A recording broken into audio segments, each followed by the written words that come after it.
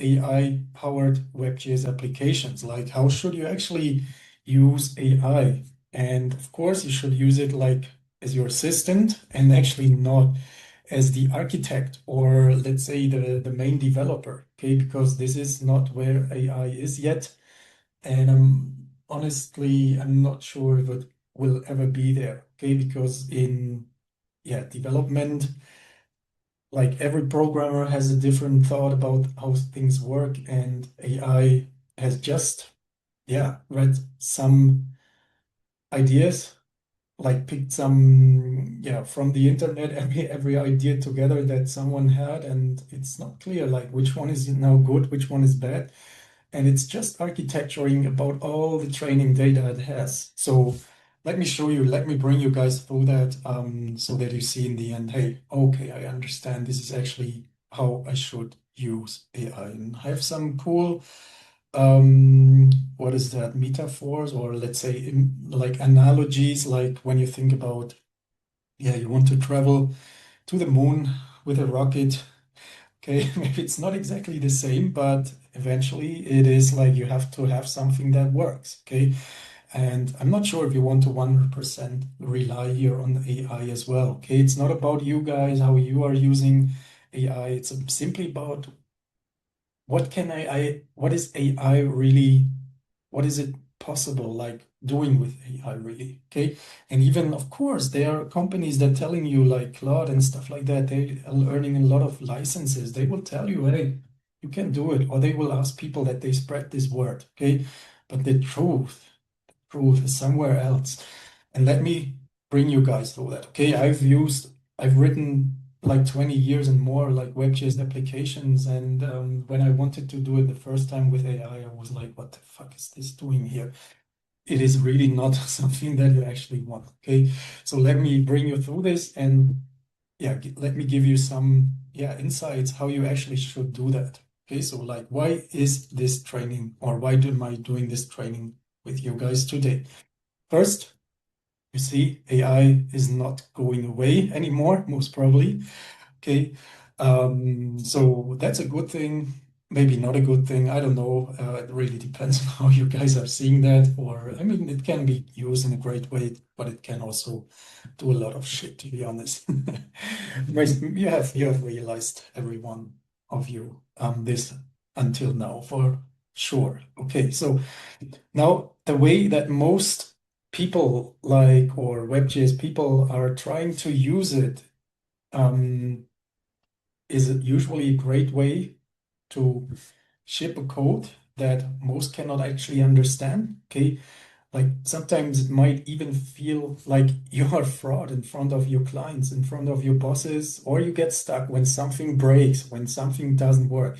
And I'm not saying it's your fault. It's simply what the big opinion is outside there currently about AI.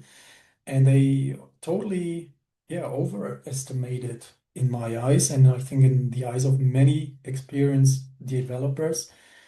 Like most of the developers who have lots of experience, they don't write good words about it. And I cannot say this either. I mean, there are ways that AI is great, and like for proof of concept, for getting things started, it's awesome. Okay, but when you want to create a real big application that you fully understand, that you make sure it's not suddenly releasing data in the outside world that actually shouldn't be there, and that doesn't have some safety issues, then only using AI is still not where it is. Okay, and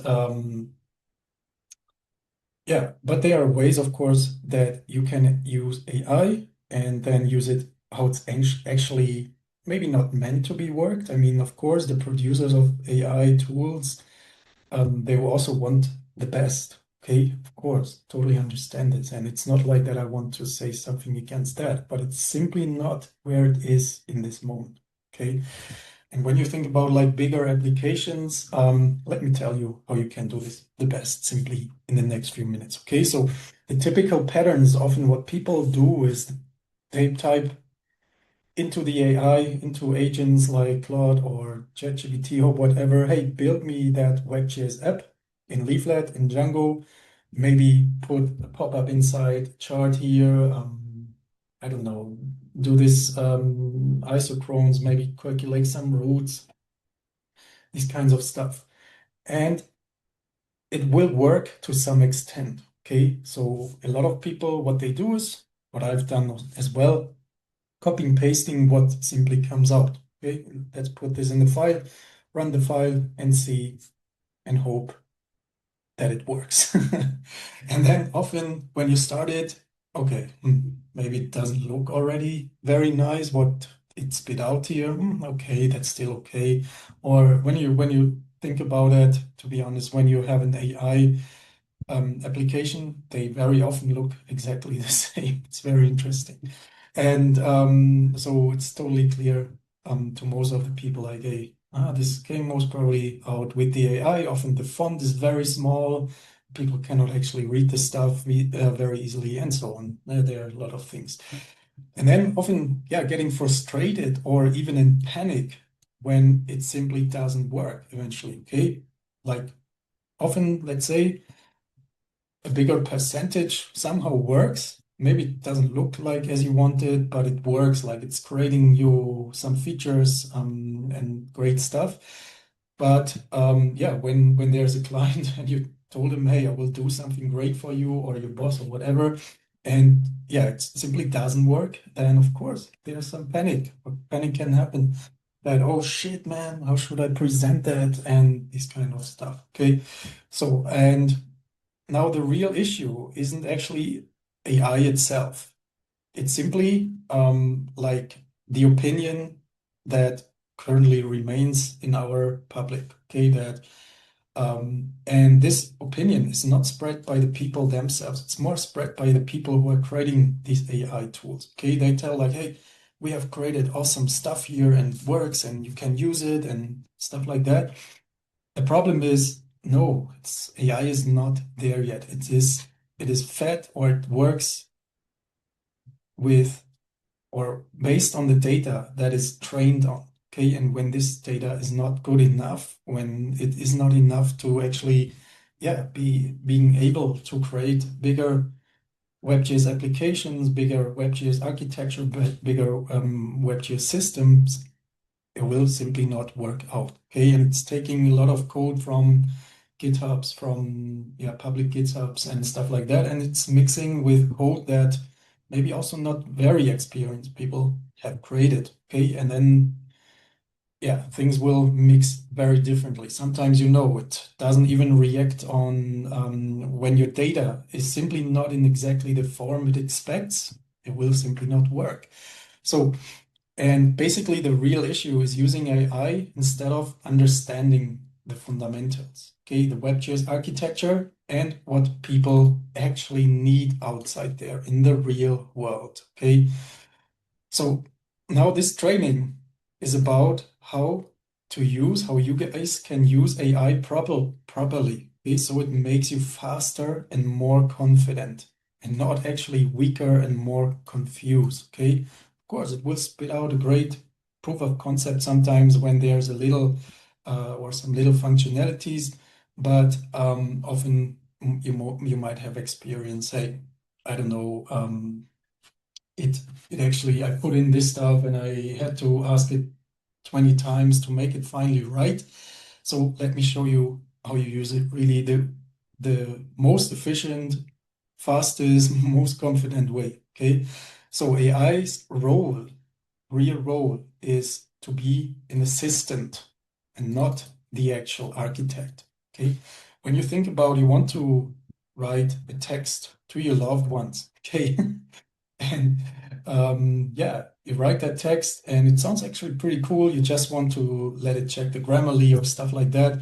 And suddenly the text looks totally different. It's not anymore inside what you wanted to say. The tone is different. The feeling is different. It's like, oh my God. And this is the same often with when we use AI for applications. Okay, so it's great at like creating boilerplate code, like let's say starter templates and repetitive patterns, okay, where stuff is repeating. It's great at remembering or memorizing, let's say, rather, syntax, so the way of how you write code, and of course, APIs and how they work. It's pretty good in that.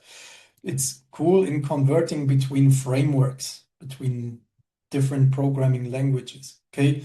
And generating documentation, commands, tests, and refactoring, okay? So to make your code maybe nicer, but based on what you have done there.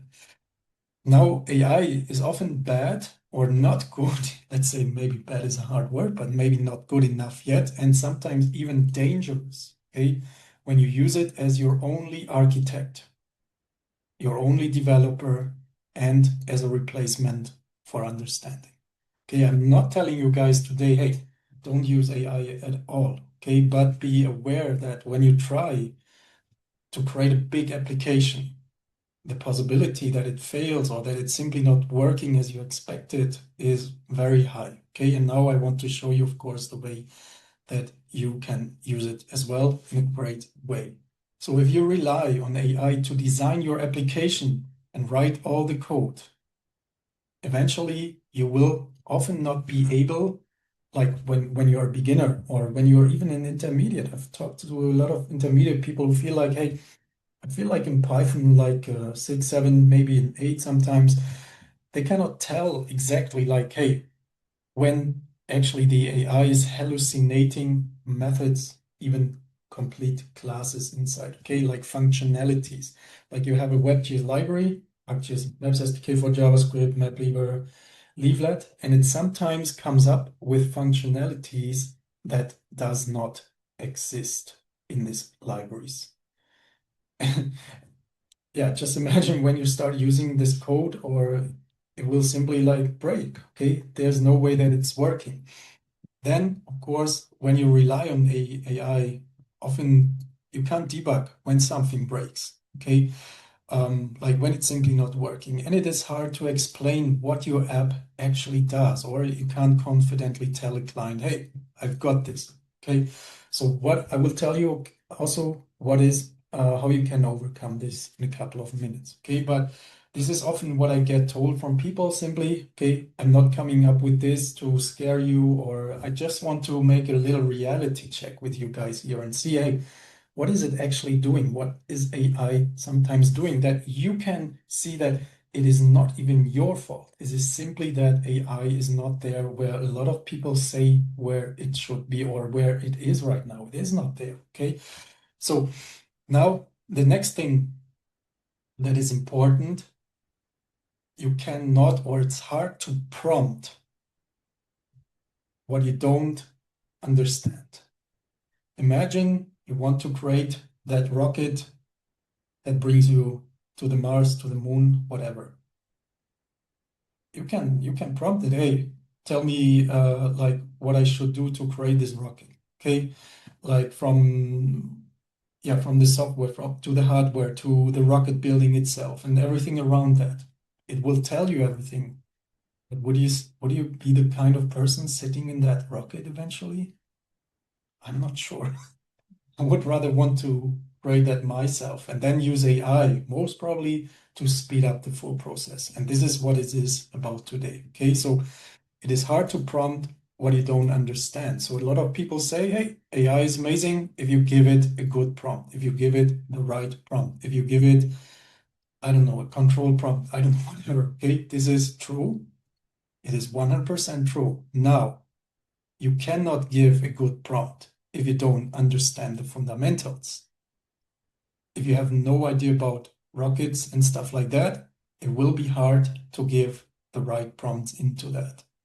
Okay, even a lawyer, when they just ask, hey, this is around the case, and AI spits out something, maybe it's right to 90%, but it can be in front of a real judge. This can be really get pissed. Okay, so be careful about this kind of stuff. So to write a good prompt, okay, now let's change the point. So what should you do? To write a good prompt, you must already know, okay, roughly what the function and module, let's say functionality, should do, how data should flow. Like in WebGIS, basically it's browser, backend, a database, and back the whole thing, showing it in the browser. Okay, it's always the same thing. Of course, which libraries and methods are actually realistically there, okay, that you can evaluate. Hey, it's not about what about the code itself here. It's simply what AI hallucinated inside. And when you don't know how to use WebGIS libraries, then it's hard to actually evaluate that. Okay, so sometimes you can check this, of course, with documentation and stuff like that. But sometimes when you don't have the fundamentals, it's even hard to go through documentations and to reevaluate everything. And of course, what edge cases you need to handle. Okay, sometimes you have a functionality and it works. So this is the way that it should works, but sometimes there are edge cases, like sometimes the data is a little bit different, or I don't know when it is exactly like that. It should actually not go as always into this formula, but the formula should be a little bit different here. Okay, stuff like that, so that you can handle that. And yeah, if you can't read a piece of code and explain it in plain language, follow the workflow from request to the response, spot obviously wrong logic or structure in the code, then always prompts will remain vague. Okay, so an AI will always produce vague and fragile code eventually for us. This is how it is today. Okay, and it will most probably stay like this in the couple of the next years. Okay, and might be even getting worse because AI will train itself with new code that is out there and doesn't even work with all the bugs and stuff like that. Let's see why we are ending with this. Okay, so everyone, of course, can have a little bit different opinion here about that. And I hope it goes into the right direction so that it's becoming really easy for everyone.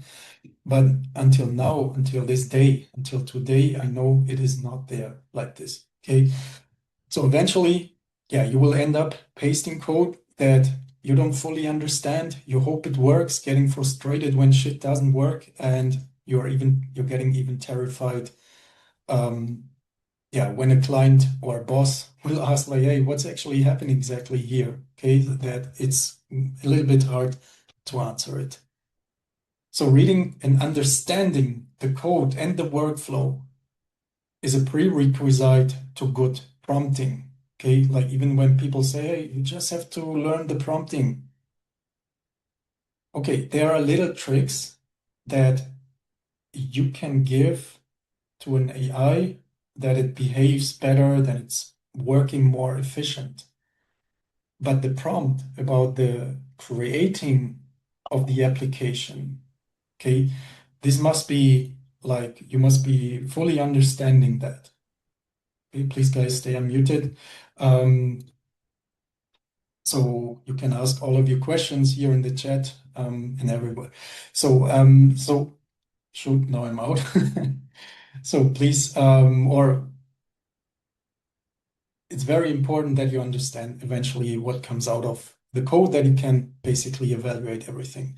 So, and it's not something you skip because AI is smart now. Okay, you don't want to skip the understanding of the code and the workflow because AI is smart now. So I know I understand where I was jumping in. So about the prompting, there are ways to make the AIs working more effective and better and stuff like that. But when you have no idea about like how the WebGIS data, like how the WebGIS architecture is, what is possible, how you can write code about functionalities. I'm not telling you guys you should learn like 2 years coding or stuff like that. This is the greatest shit in this planet that I've ever heard, because actually when I see a lot of tutorials, they either show people too few or too little stuff, or they show like, I don't know, totally crazy stuff that no one needs. So they are basically 10, 15 programming elements. Just go through them one by one, step by step, element by element, understand them, do a little exercise, and you have understood them. Okay. And this can be like in 20 hours. Usually this is how my students learn this, and how I have learned this myself as well. Okay. So they become a confident developer to read and write any code. This doesn't mean that you have to become perfect in that, okay? But that you can understand, okay, this is the ways, or these are basically the elements that we have in programming. And when you compare the programming languages, all of the programming languages have the same elements. Not true. C++ has, for example, pointers, which some other languages don't have, but that's actually the only thing that C++ has and the others don't have. Okay, but all the other programming elements, they are the same. They have these variables, they have conditionals, they have loops, they have functions, they have objects, and that's mostly around it. Okay. All right, so you don't want to actually skip this understanding just because AI is kind of smart now. Okay, just think about the lawyer, just think about the rocket. Okay, would you sit inside that an AI has invented? So the order is actually learn to read and reason about the code and the data flow. Okay, and it's when you have a structured way, that's way easier than you think and goes way faster. The point is where it takes people so long is that they jump from one tutorial to another where they get fragmented knowledge. And I've been there in the beginning myself. Okay, I've been in this same shit place where I got fragments, where I didn't understand terms, where I didn't understand the architecture.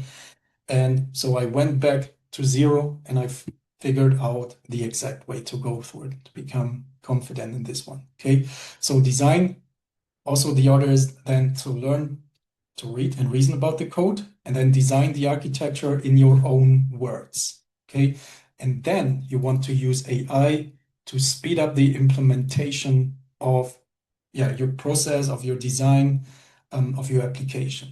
Okay, and not just pasting English like your prompts in the AI, hope it invents a good architecture and pray everything works well in production.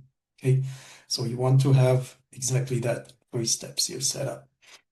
So the 5 steps, AI plus WebGIS frameworks, that you make this work. Okay, let me give you the 5 steps eventually.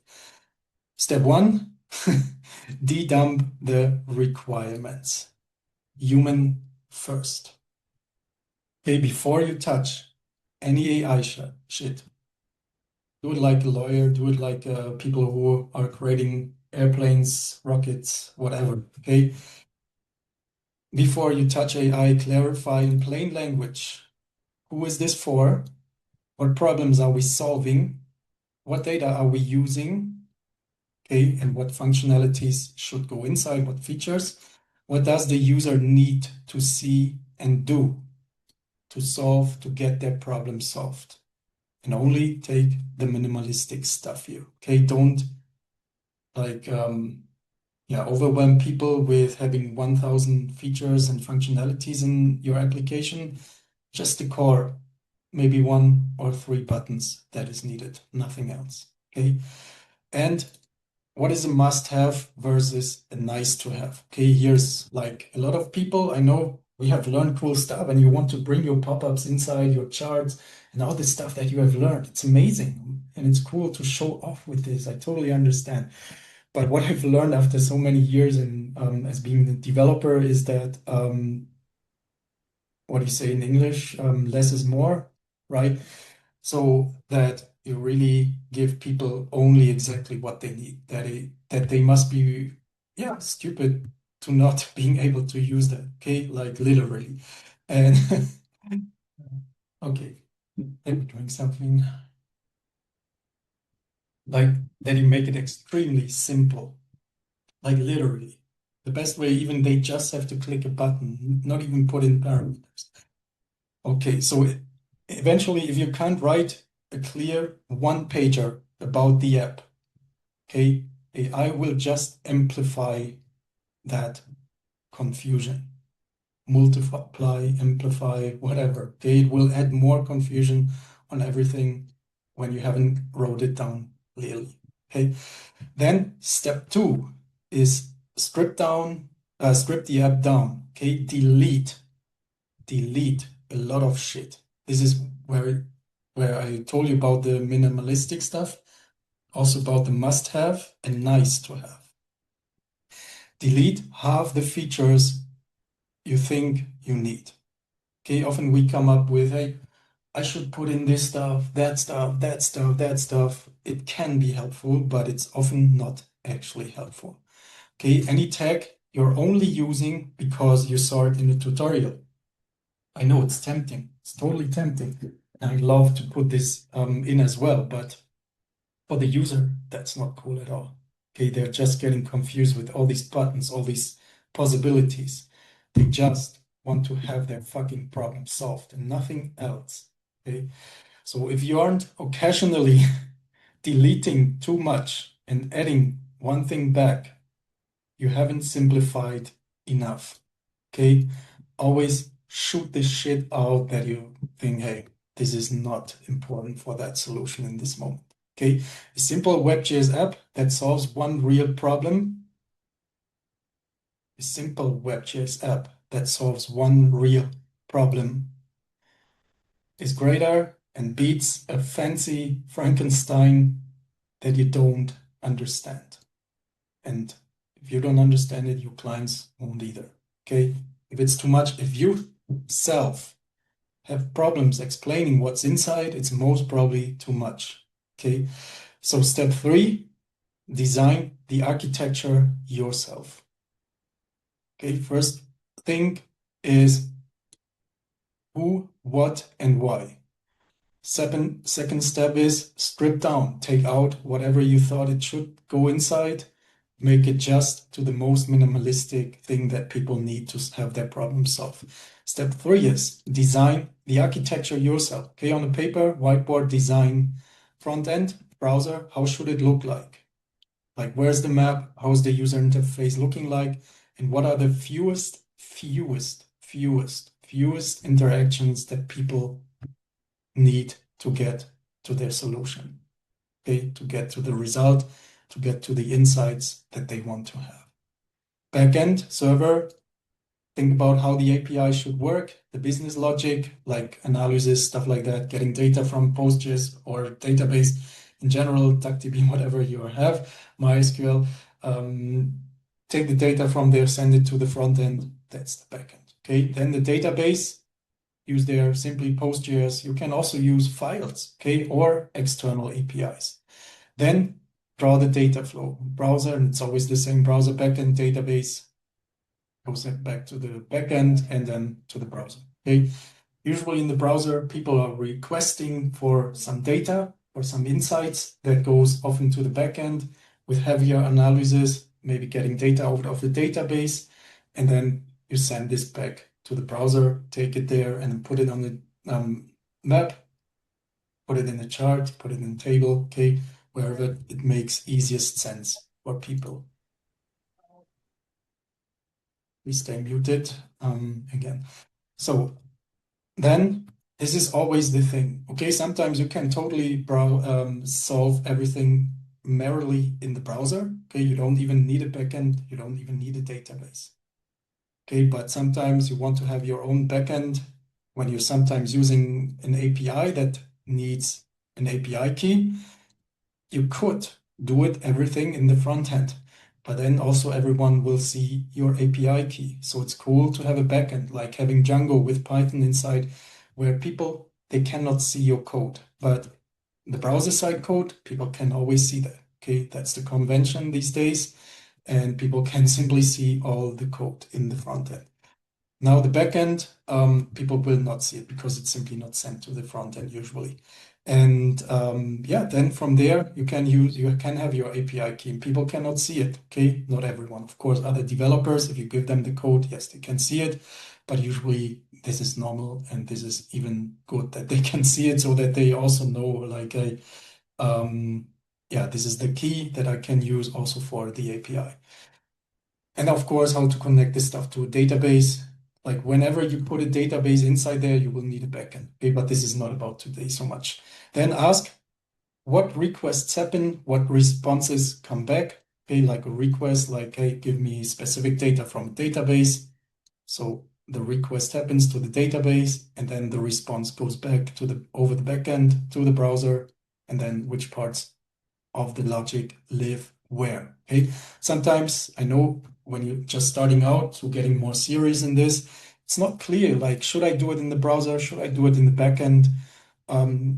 You can basically do it very often in the browser, depending on what are your analysis and how much data do you have. If it's too much, you want to put it to a backend. Okay, but you will quickly see when you're doing an analysis in the front end, and it takes a long, very, very long time, then most probably you should do it in the backend, and even, yeah, doing crazier analysis in the database, and then let the database give you the result, and then you send this over the backend to the browser, the result, and show it to people there. Okay. So if you cannot sketch this and roughly read any code AI produces for it, you're not ready to let AI build the app fully. Okay. You're just copying, pasting risk here. And I'm not talking about little proof of concepts, not talking about that stuff. Okay, it's really more like about, yeah, more complex applications. Like little applications, of course, use AI. Hey, what happens? Nothing. You can quickly control this. You can put your data inside there and it's great. But if you want to build complex applications with a login, with, yeah, having data in a database, often when you don't do it right, everyone can suddenly send a delete to the database or can simply request any data from your database. Okay, this is not very cool. All right, so then step 4, use AI as your coding assistant. Okay, from that point, when you have managed the human part, okay, like the requirements, strip down the app, make it simple, design the architecture yourself. Okay, you are inventing the system, you are deciding what should be exactly happen and how. Then you want to start using AI as your coding system, okay, and not your brain.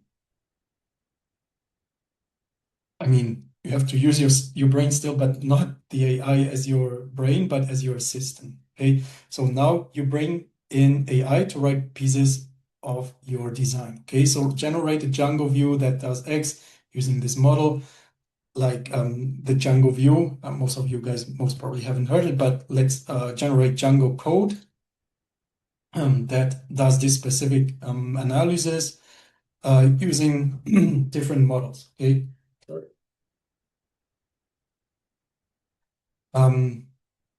Then write a leaflet layer control that toggles these layers, okay, and you will put that in one by one, okay. Refactor this function for clarity and error handling, okay. This is often what AI doesn't do at all, okay. No error handling when you have seen that in most of the cases, because sometimes it doesn't know what is the data actually, how does it look like. It's not thinking that, it's not like thinking that far, okay. Like convert this raw SQL query into an ORM version. Okay, what ORM is basically what we use in Django. Like this is the programmatic way of writing queries. Okay, for yeah, that you can do in Django with Python. And then you read the code, you check if it matches your architecture, you verify if it's using real methods and classes of your library, adjust the naming, adjust the structure, adjust edge cases. Okay. Simple test is if you cannot read the AI code and explain what it does in plain language, you shouldn't ship it, yeah, to a client or a boss yet. Okay. Maybe yeah, for a proof of concept for yourself, it's cool, but be careful around even cloud and stuff like that. Okay. Yeah, we have had a lot of cases where it's how do you say, not releasing, what is the English word for it? Where it's opposing, if you say opposing, like where it's showing data in the front end that never should have been there. Okay, like emails from clients, from people, and it's crazy, the crazy stuff there. So AI writes the first draft, okay, but you're still the developer here. Okay, and I'm not talking about proof of concepts, but this is where we are still with AI these days. You want to be able, if you want to do it correctly, if you want to do it right, if you want to challenge yourself, if you want to become really good at that, if you think, hey, development is a cool direction, I want that myself, then you're still the developer and you're using AI as the assistant. Okay. Step 5, debug, improve, iterate. Okay, so you run the app, use breakpoints, console logs, inspect the data, test different scenarios, okay, make sure everything works. And only then ask AI targeted questions when you're stuck on something specific. Okay, over the time, AI becomes a multiplier on top of your fundamentals. Okay, you're using it as a speed up version of yourself. Okay, so that you can exactly prompt this stuff, that you know what you're prompting there. Okay, your hero app and your monetization strategies eventually, how you monetize even this application. If you think about freelancing, if you think about wanting to have your own business. So very quickly again, step 1, figure out the requirements. Who is this for? What problems and stuff like that. Strip down the app. Take out the shit that is not needed for the real solution, for the real result that people want. Then you design the architecture yourself. And then from this point, you're using the automation stuff, you're using AI. Okay. And then, of course, you check everything if everything is working. So over the time, this is what I said. So it's not, use this as a multiplier, okay, of your effectivity, of your productivity, and not as a replacement of it. Okay, this is where AI is. So summary, we talked about like the minimum fundamentals you need. So AI helps instead of actually, makes you more frustrated. How to design a WebGIS architecture. Okay, before asking AI for any code, concrete good prompts versus bad prompts and why. Okay, why this is so important and how you overcome this and where AI breaks down for beginner devs and how to avoid those traps. Okay, this is what we talked about. How to blend AI with the fundamentals, with your hero application, and then with high value projects. So the hero application is the one that I often tell you guys, hey, learn fundamentals, create a hero application, show this off to people that they see what you can do. And then you get high value projects, high value jobs and stuff like that. Okay, so you can actually confidently use AI for a real client, for real job work. Okay, that people sitting in front of you feel like, oh, I'm talking with the right people, with the right person in this moment. So AI is not where most people think it is. Okay, I know from what you read outside there on LinkedIn and many other sources, it reads like should be too crazy and we can prompt every shit inside it and we'll just do it somehow. No, this is not where AI is yet. Okay, not with Claude, not with ChatGPT and stuff. This is why people run out of the credit so fast. Not because it's working everything, but because they have to re-ask so many things. So if after the training, you want help to really understand the fundamentals, okay, so that you can design and build WebGIS applications, you actually understand and fully control yourself, and then use AI as a powerful assistant to speed up your process instead of a crutch. Okay, you can book with me a free WebGIS Roadmap Call, and we will map out your personalized 3-step path to earn your first 10K to 30K US dollars with real-world WebGIS application development and freelancing projects. Okay, you can book this here, calendly.gstrain.com. We're taking still calls this week. I think maybe next week also a little bit, but hurry up because our spots are filling now. And you can just click here, pick your favorite time. Someone clicked this already. Yeah. Then you enter a couple of details here very quickly, and then we will make sure this fits for you and that we find the perfect way. All right. Thanks, guys.